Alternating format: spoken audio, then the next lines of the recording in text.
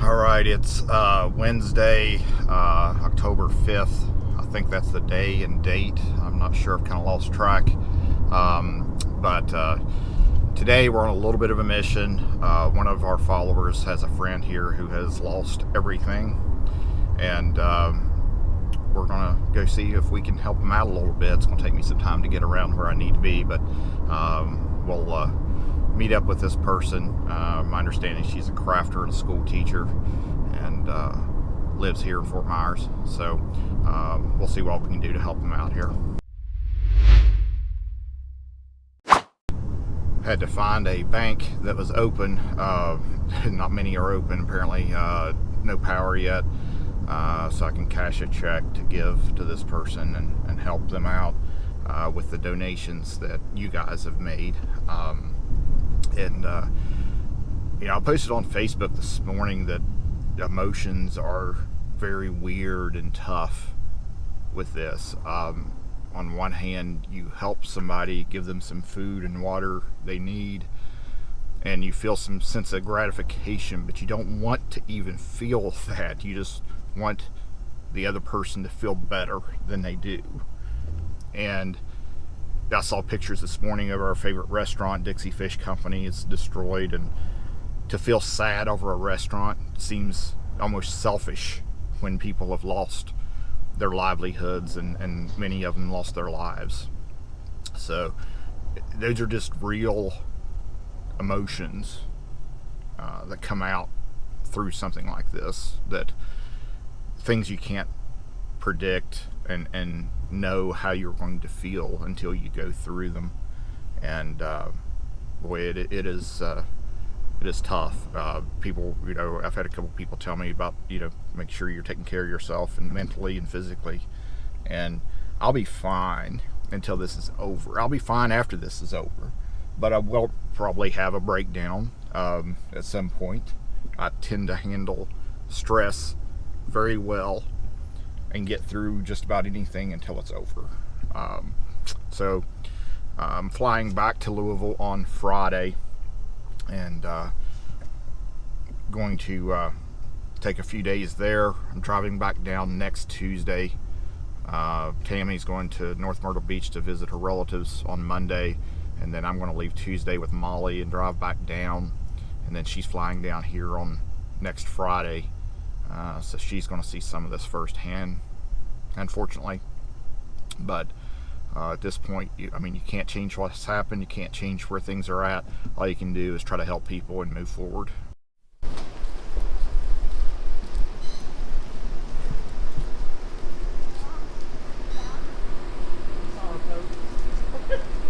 They floated in. Yeah, I was going to say, wouldn't think that boat's supposed to be there. No, there's two of them. There's another one down here. The Dre fixed it. It's not a pathway now that we can walk down because that was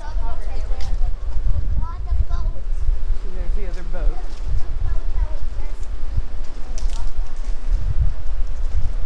Oh, there's my cabinet. There's one of them. Yeah. Careful where you walk with that. Chris, come here. That door open. Blew out the windows.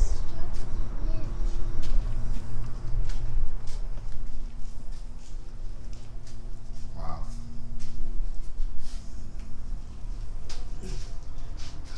My dishes are in the dishwasher, but we can't get them out because the refrigerator's there.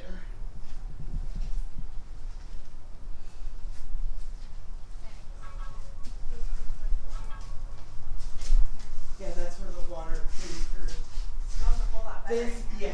These were cabinets that it ripped off. All that was cabinetry, and it ripped all that off.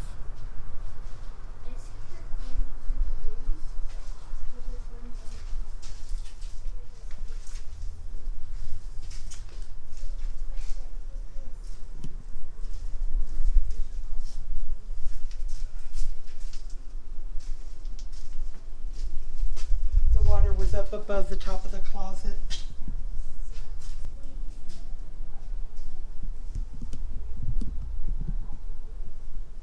So we're here with Charlotte, and as you just saw the video, took a little tour of her apartment.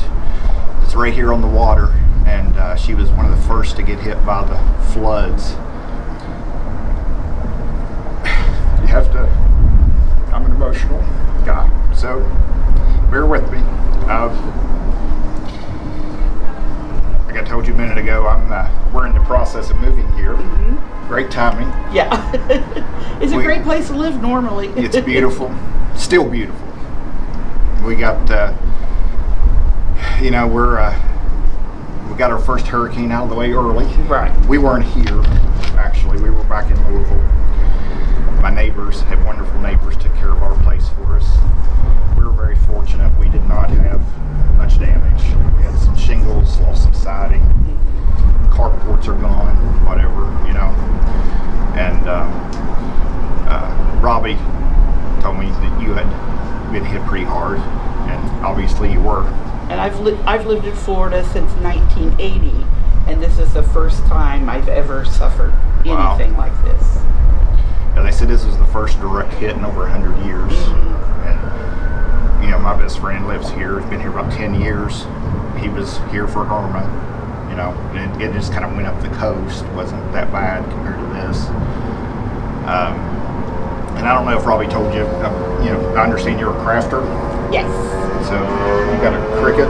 Yes, I had a cricket. Yeah, a cricket. I had a Viking serger. I had a Viking towpath embroidery machine. All those are gone. Okay. And I'm a school teacher, but and it's just me. So in my spare time, I like to sew and craft and make things, and I am part of an organization where I make purses that they send to little girls in Africa. Okay. So that they can go to school. And what do you teach? Well, now I'm in elementary. I've taught K through 6, but right now I'm called the Intervention Support Specialist. That's for the MTSS process, and it's where we work with parents, teachers, and students to help those students that are falling behind so that they can catch up and be successful and not drop out. My daughter is in school to be a psychologist, so she can be a counselor. So teachers are pretty special to me. I had a couple that really helped me through school, and proud of her for doing what she's doing. Well, my motto is never give up on dreams, and my son will tell you it's because I originally started college in 1976, and life with its twists and turns kept me from completing college. So I finally graduated. I did other jobs, was raising my son.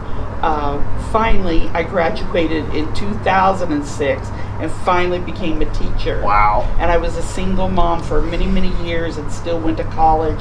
He's a dancer, so I made sure he got what he needed.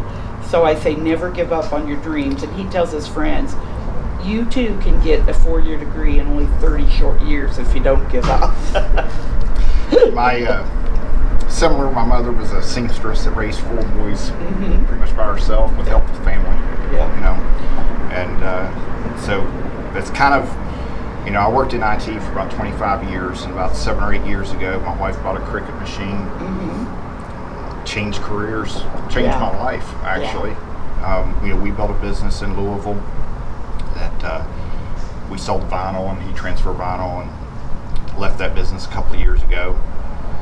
When I left, I went to work for Cricket for about a year. Left there the first of the year. We bought our place here in February and have spent a lot of the year setting it up.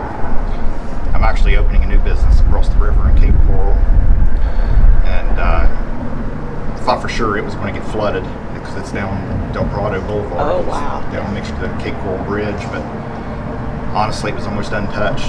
A little bit of dirt inside the doors from the water, and that was it. Well, I love my cricket machine because I work in an East Zone school, and those have the largest population of the lower income students, and there are a lot of needs there. So at Christmas, I'll make my students blankets and put decorations on them with the cricket. I make t-shirts for the kids and use my cricket to decorate them. I make bags for them, and So I love my Wow. cricket. Yeah. So where do you go from here? What's life going to be like? Well, I know you've had a few days to think. yeah, it's like I tell everyone, I don't have any physical memories anymore, but no one can take the memories out of my mind. I don't really have any possessions left. I was Emmanuel's teacher when he was in second grade, and that's how I got to know his family. So they've opened their home to me right now to stay there. I'm looking for a place to live, so that I can get back and forth to school when the school reopens, and then I'll just start building and, get a bed, get a couch, get all those things. Like I'm starting over, like I'm 21 again. Yeah. And it's, in some ways it might not take as long, but some ways it's harder. Yeah. You've got life experience now, Yeah. but it's hard to get back. Yeah, I was able to save some clothes, and only the pair of shoes I have on my feet right now. My car, luckily, was with me, so my car is fine. But that's about all I have. So what's it take to get a place to live here? Is it security deposit and first and last month's rent? Yeah, first, last, and security. And so we're looking at yeah. $1,000, $1,500 a month, something like that, probably. Yeah, this place was $1,500 a month, and it was 2-bedroom. But as I've been looking, I can't even find 1-bedrooms that. It's gone up a lot. Yeah, they're even more than $1,500. So, but if that's what I have to go to, that's what I have to go to. I like that second room because that could be my craft sewing room. Okay. Well, I started. Like I said, we were back in Louisville watching, helpless. I had wonderful neighbors that took care of our place for us, and it was Wednesday when it hit. So Thursday, I went out and rented a van and brought down a load of food, water, all kinds of supplies. Where this truck passes left. And I have a YouTube following from work, through the craft industry, and I didn't know what I was going to do to pay for it all. I just started buying stuff.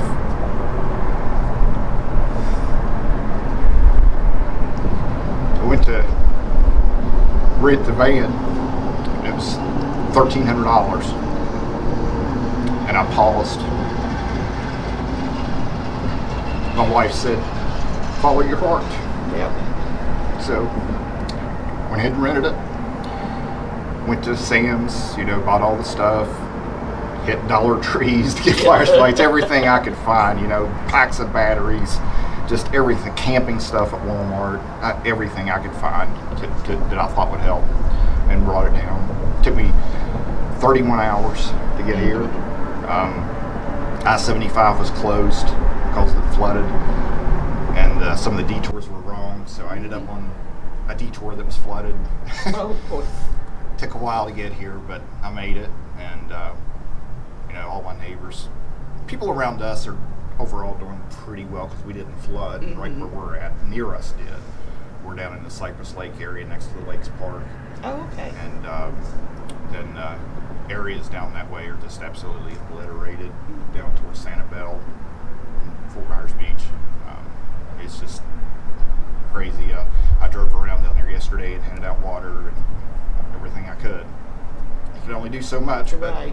I am amazed at the generosity and the kindness of the people.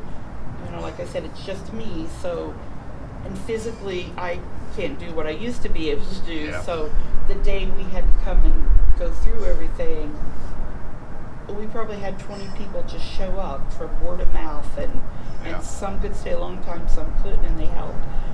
The Garcias, like I said, it's they've told me I'm welcome there, till I can find a place. But it's inconvenient for them. They have their elderly parents living with them. One of the boys has given up his room so I can sleep in his room, but no one says a word. There's just love and generosity. It's pretty amazing. Mm-hmm. It's amazing to see that. On a much lighter scale, I've got 3 or 4 friends at my house right now working remotely because I have internet and electric, and so they're trying to do their jobs as best they can. One of the sad things would be, I've lived here for 7 years, so I have a little community here. And like the day they brought me back to look, everybody came running out. Miss Charlotte, you're here, you're okay. And it'll be sad because I know we're all going to be scattered. Right. And that was a community that I had. Yeah. The other thing I think is incredible is watching the recovery. The everybody, utilities, it's incredible to watch. So. And you look out at this water right now, and it's beautiful and inviting, and you wouldn't know that it had reared its ugly head a few days ago. Do you have a Venmo account or something set up? I have Zelle. Zelle? Yeah. Okay. Well, let's set you up a Venmo on your phone. Do you have your phone with Yes. you? Because that's one of the easiest ways people are donating. Okay. So if you go to your Play Store or the App Store and download Venmo, and I'll help you get it set up here. Okay, so now we have Venmo all set up for you, and I'm going to put your Venmo username on the screen in the video, Okay. and we're going to ask our followers to see if they can help you out with donations. So, I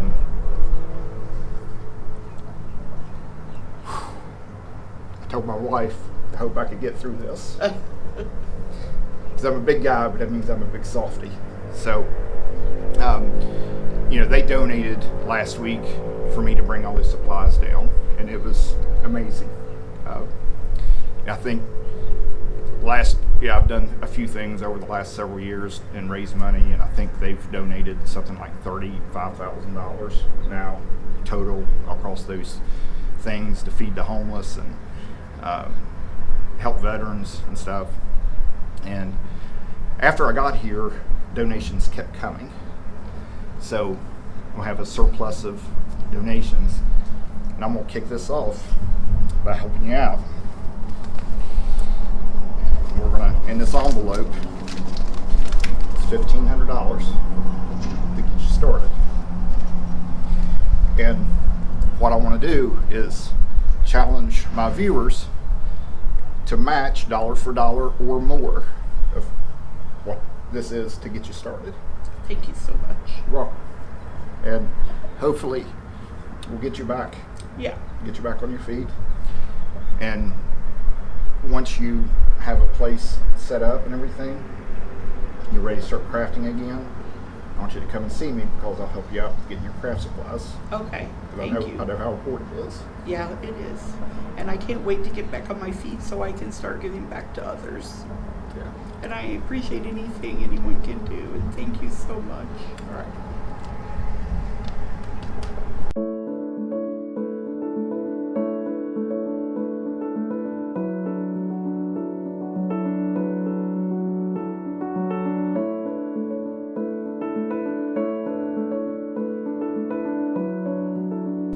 So I am back home now after meeting with Charlotte, and let me tell you, that was rough. That was hard to see. Her apartment, she lived in a little bit older apartment building that was downtown. Her door literally was probably 20 feet from the river, so she was one of the first ones hit. She has virtually nothing left. The one thing she has is her car, which she had with her when she left. And it's going to take, let me tell you something. This lady is no stranger to adversity. After we turned the cameras off, we spent some time talking, getting to know each other. And I shared some of my story with her, and she shared her story with me. And this lady is no stranger to adversity, and she'll be fine in time, but she's going to need some help financially to get reestablished and continue the work that she's doing with the school children that she loves so much. You can tell she's someone that just cares and pours her heart out to those children. And she's one of the great school teachers out there that do it. I had, like I said before, when I was talking to her, I had a couple teachers that really helped me get through school, and I really have a special place in my heart for those people. And so if you are able to help her out with a little donation, her Venmo username is right there on the screen. I helped her get all that set up, made sure it was linked to her bank account, and she's all squared away with Venmo. And if you can donate and match that donation money by dollar for dollar or more, would be great. That was donation money. That wasn't my money. So I was just a delivery driver, and I've been the delivery driver in all this. You guys are the ones that did all this, not me. And it's very appreciated. And hopefully we can help her get reestablished and get back on her feet, and help her get back to doing what she loves, which is spending time with those children.